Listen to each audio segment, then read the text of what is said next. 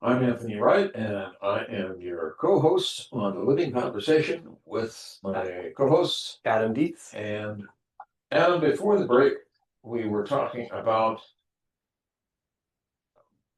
being in harmony, that it's one of the most important things right now, and particularly in this time. And we're recording this in June of 2025.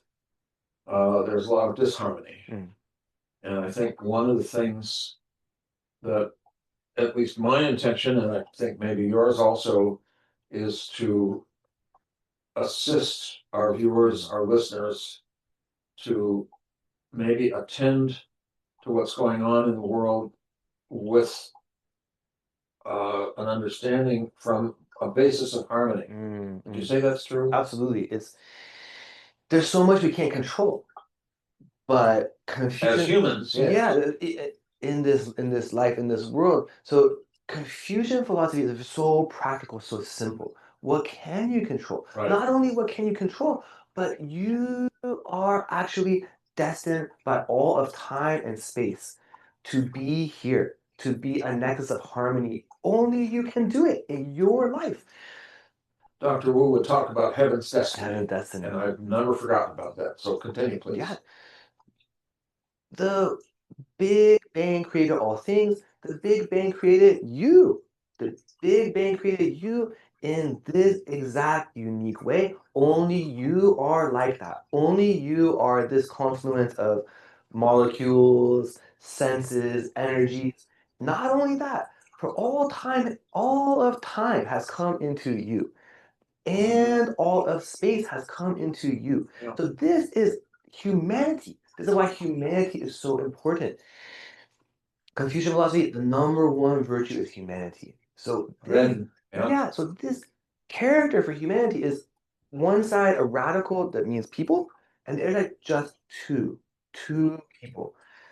All of our work is just in how we relate to two people. We can say much more about this. Confucius talked about oneness. You can have loyalty and empathy with other people, loyalty to yourself, empathy with others. But the point is, only you are in your time, your space, your unique set of relationships to interact with other people.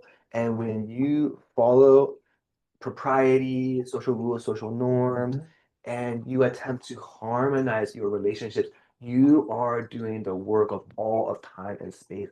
It only you can do it. Right. And I guess, I spoke about this a little bit last time, but where I came to Chinese philosophy was through the I Ching, and it was actually Book of through Changes. and it's one of the five classics, the classic of changes. And part of how I came to it was through the introduction by Carl Jung in the Gray Book, which is the Wilhelm Baines translation. And a couple of friends said to me, "Oh, you can throw these pennies and ask this thing questions, and it comes out with these answers." And I thought, "Huh, that's interesting." Well, I looked at it, and it had 64 situations, and I thought, "Well, how is it possible that all of human life can be expressed in 64 situations?" Well, it's really more like 238 because you have the 6 lines. But 57 years later, I continue to study it and attend to how it assists me to get further and further and further into this patterning of being, this investigation of things. And I wanted to relate to you guys who are watching and listening about, I was 19 in 1969, and that was right during the peak of Vietnam and Nixon.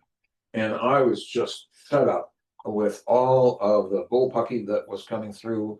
I thought I couldn't trust, those of you who are of the baby boomer uh, generation will remember you can't trust anybody over 30, sort of thing. And so I picked up the I Ching and began to look at that. But also I came across this book with the yin yang symbol in it, in a bookstore. It was a Dao Ching. I couldn't believe it. it was the most profound. And when we were very fortunate in that we went through in the Chinese language classes the Tao Te Ching character by character with Dr. Wu. Mm.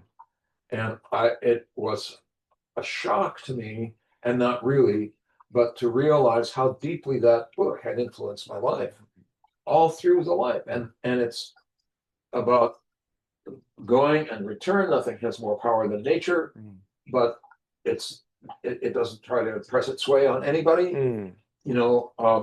And here was all of this manipulation going on with Nixon and McNamara and Haldeman and Dean, and not so unlike the present time.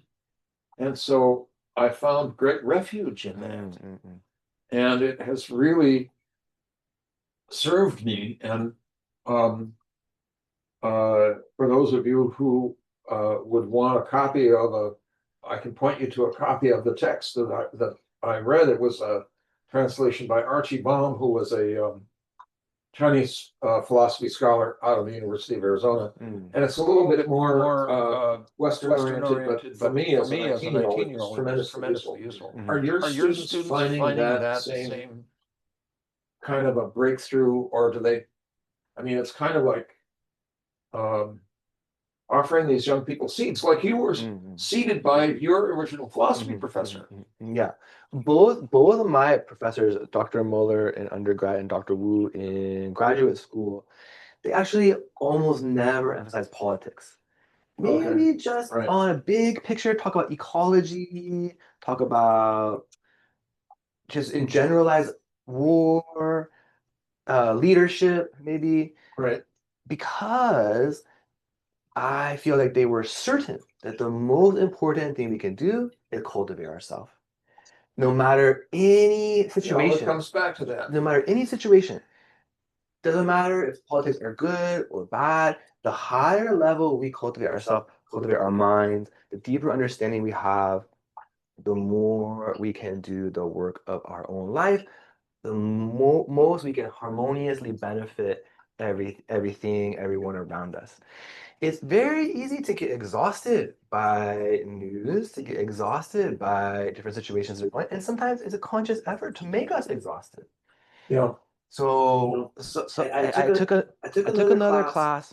At that time, it was more of a mandatory class, but I kind of navigated my way through it. And one of the things that stood out to it was a very political class. Well, one of the things that most stood out to me, I should say, was an article that said everything can be co-opted. If you make some great effort, some energy, you create some advocacy, you create an organization that helps push back, helps create some traction, activism, good, very great, wonderful. But it can be co-opted. It can be manipulated. The one thing that cannot ever be co-opted or manipulated, no matter what, your spirituality. So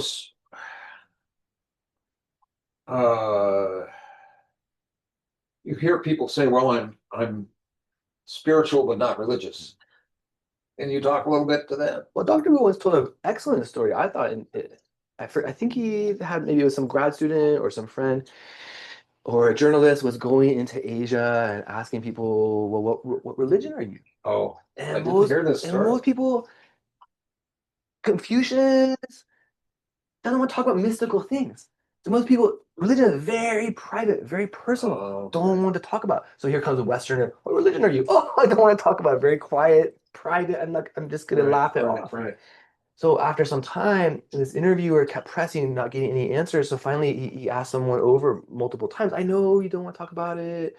Maybe a little embarrassed, a little bit quiet, but please, can you give me some answer? This person answered, actually, I'm 90% Confucian and 90% Taoist and 90% Buddhist. Right.